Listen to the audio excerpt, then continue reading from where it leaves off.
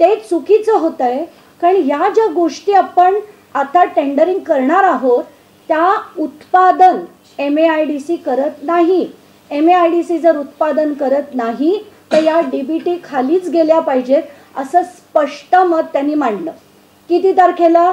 15 मार्चला.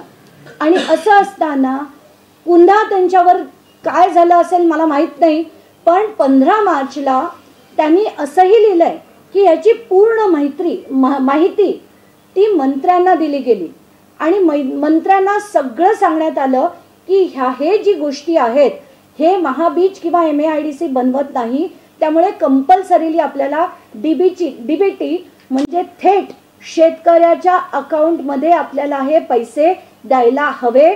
त्याची वस्तू घेऊन आपण शेतकऱ्याला देऊ शकत नाही असा याचा सरळ अर्थ होता. याच्यानंतर पुन्हा काय होतं की धनंजय मुंडे तरीही सांगून तिथल्या डायरेक्टरना सांगतात आणि एक डेप्युटी सेक्रेटरी पत्र लिहून सांगतात की तसं करायला नको. पुन्हा आयुक्त त्यांना सांगतात की नाही आपल्याला याच्यावर एक वेगळ्या प्रकारचा GR काढावा लागेल. डेप्युटी सेक्रेटरी पुन्हा त्यांना लिहितात की आज GR काढण्याची गरज नाही.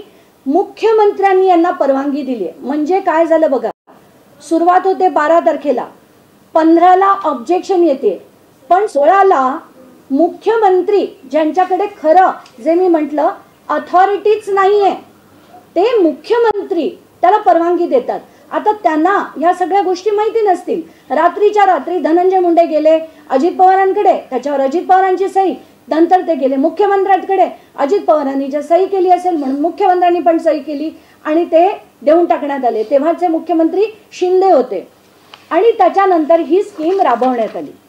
आता ती आहे काय हे समजून घेऊया आपण.